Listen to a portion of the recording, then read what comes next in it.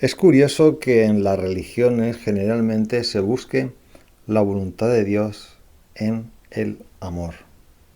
Cuando, en primer lugar, definir la palabra amor es complicado, porque cada uno entiende el amor de una forma diferente. Hay algunos que, yendo a la etimología, dicen que el amor es un sentimiento vinculado su raíz a ese cariño que el bebé tiene por su madre y la madre por el bebé, mamá. Y de ahí, de ese sentimiento, de esa unidad madre-hijo, madre-hija, madre-bebé, bebé-madre, de ahí surge la palabra amor. Por lo tanto, el amor sería un sentimiento, una vinculación afectiva entre dos seres humanos que se necesitan mutuamente en su deficiencia personal y por lo tanto hay una complementación unidos por el sentimiento. Esta definición luego se transforma en las religiones diciendo que el amor no puede ser eso. El amor no puede ser un sentimiento porque los sentimientos pasan. Entonces, el amor sería una decisión. Pues bien, sea el amor un sentimiento, sea una decisión, sea lo que sea. En lo que sí que coinciden la gran mayoría de las religiones es que Dios es amor. Pues bien, yo me separo de esta definición. Porque si Dios es amor y es tan difícil de definir, incluso se contraria a sí mismo, o por lo menos las definiciones son contrarias, quiere decir que es difícil, es muy complicado llegar a un acuerdo sobre Dios.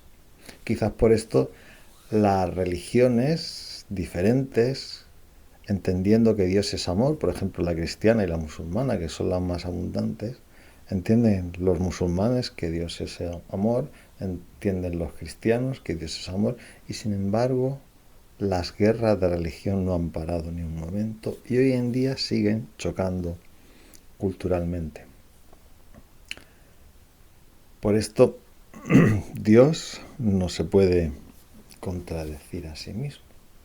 O sea que tenemos que buscar otra definición para Dios en vez de que Dios es amor. Y más allá de textos sagrados, de iluminados, de gente que ha contactado con Dios y nos transmite su mensaje, de mensajeros de Dios, más allá de todo eso, podemos ir a lo concreto de la vida, porque si realmente existe algo, Dios es lo que sea, algo que nos ha creado y nos orienta y ayuda en nuestra vida, ese algo tiene que ser tan fácil, tan sencillo de contactar con él, que no necesitamos estudiar religiones, ni necesitamos maestros, ni necesitamos gurús, ni sacerdotes, ni doctores, ni textos sagrados, ni revelaciones. Porque si Dios es una realidad, tiene que estar tan impregnada en nosotros que sea evidente su captación. Y bien, ¿hay algo que sea tan evidente que podemos decir esto es Dios? Sí, el placer. El placer. Curiosamente, y es curioso, que las religiones se alejan del placer como criterio fundamental de verdad o de bien o de mejorar. Partamos de las dos principales religiones del mundo, los cristianos y los musulmanes, que ha permeado y penetrado en nuestra cultura y el placer se ve algo nimio, mínimo y algo que se extingue. Pues bien, No fue así en algunos filósofos, como Areta de Cirene, o Aristipo el Joven, o Aristipo de Cirene, el padre de Areta y nieto de Aristipo el Joven. Por cierto, discípulo Aristipo de Sócrates. Pero en nuestra cultura han pervivido y se han mantenido los escritos y la cultura de los filósofos que estaban alejados del placer. Aristipo, Areta, Aristipo el Joven y otros alababan el placer como principio ético y principal movimiento de la vida. El placer era lo más importante. No fue así para Sócrates, para Aristón, para Aristóteles, que consideraban que el bien estaba en otro sitio. Todos los escritos de estos filósofos del placer desaparecieron. Epicuro luego recoge algo, pero de forma muy torpe. Y hasta hoy el placer sigue siendo considerado algo nimio. En todo caso, se ha sustituido por la felicidad. Y la felicidad unida a la pasión, y la pasión es padecer. Es decir, hoy en día la vida consiste en padecer. En padecer, en esforzarse, en sacrificarse para conseguir fama, para conseguir poder, para ganar en el deporte, para tener mucho dinero, para conocer el principio y el fin del universo. Y los que menos capacidades tienen se quedan en fisgar a través de redes sociales, libros y demás inventos, o imitar a los ganadores, ya que ellos nunca van a ganar nada.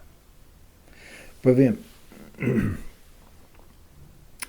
la forma de intentar mejorar todo esto es el placer, porque como ya digo, si Dios existe es placer. Y esto no es una teoría especulativa o filosófica, sino que vayamos a la realidad. Vayamos a la realidad del ser humano, vayamos a nuestra propia realidad desde nuestra propia experiencia. Las cosas que mantienen nuestra vida están impregnadas de placer. Nosotros estamos vivos gracias a la unión sexual placentera de nuestros padres. Es el placer el que nos trajo al mundo. Y cuando nacemos, no nacemos llorando, sino que nos pegan un cachete para que lloremos. No nacemos llorando.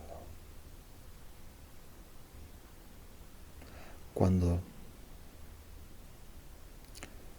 venimos a este mundo y chupamos de la teta de nuestra madre, lo hacemos con placer. Y nos encanta esa leche, esos calostros.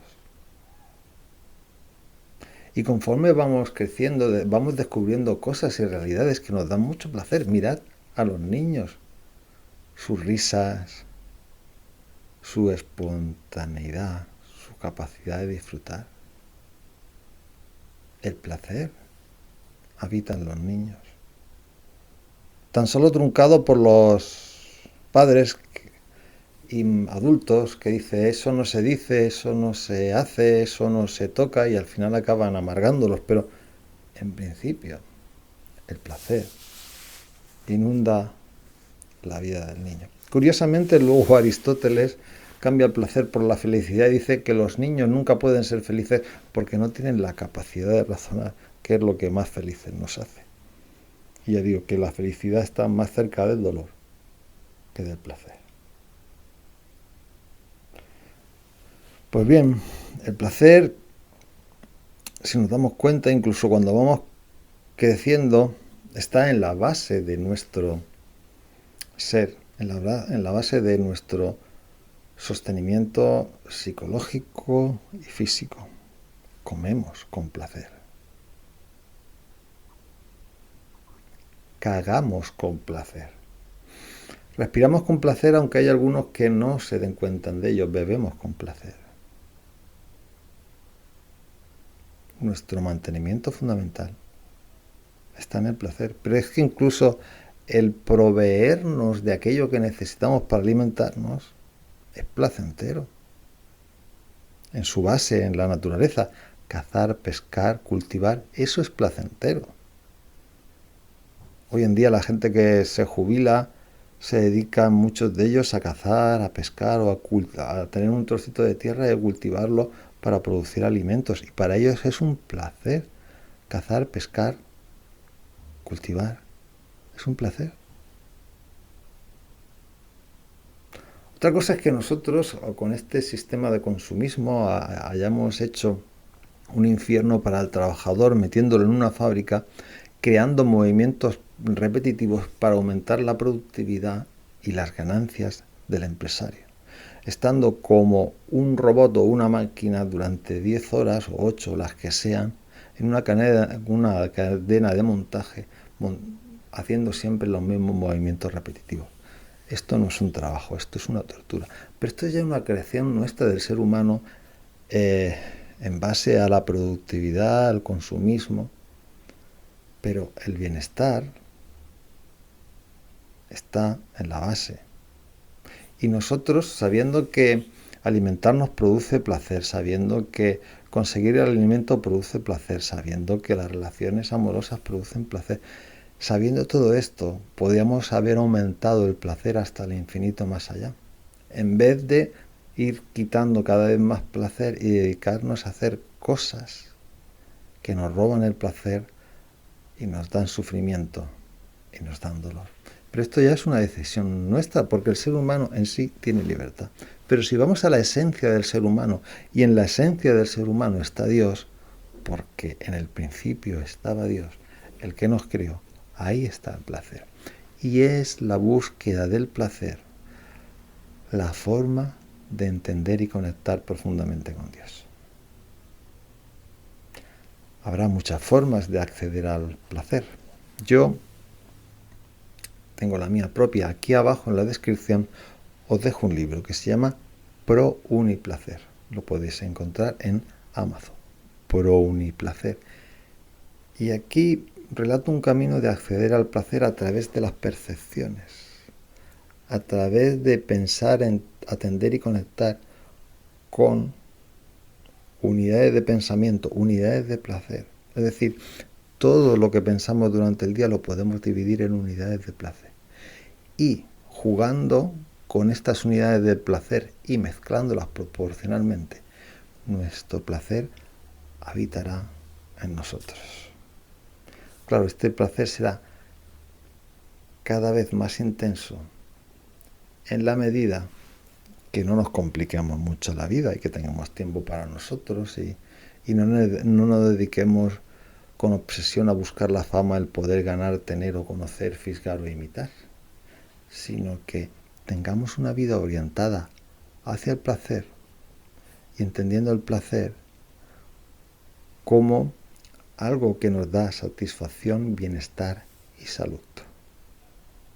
Y sabiendo que el placer es difícil porque el placer tiene una realidad y es una realidad buena que se extingue. Es decir, nosotros buscamos un placer, ya sea a través de degustar un postre o a través de un pensamiento y la persistencia de este placer, pues el placer se extingue, pero se extingue para abrirnos a la posibilidad de otro placer. Es decir, cambiando de forma de pensar constantemente, de forma proporcional o cambiando de plato, nosotros podemos hacer que el placer permanezca mucho tiempo en nosotros. Es difícil porque tenemos que ir cambiando de actividad para producir placer. Sin embargo, el dolor es muy fácil porque el dolor viene de la adicción, de la repetición, y la repetición es algo que forma parte de nuestro modo automático y por lo tanto no cuesta. Ni siquiera esforzarnos por conseguir fama, poder o prestigio o tener. Es una adicción, es una pasión que nos impulsa a repetir una y otra vez la misma cosa. Y nos hacemos artistas a la hora de cantar o de golpear un balón. Y esto lo hacemos con mucho sufrimiento, con mucho dolor, con mucha pena, pero sin esfuerzo. porque la pasión nos impulsa. Sin embargo, el placer es algo difícil, es algo que tenemos que poner en práctica a través de voluntad, de pensar, de atender y de conectar con las realidades e ir cambiando estas realidades para que el placer siempre habite en nosotros. Y cuando consigamos experimentar esos placeres de forma diferente, iremos llegando poco a poco al éxtasis y de ahí al infinito y más allá. Buenas tardes y buena suerte.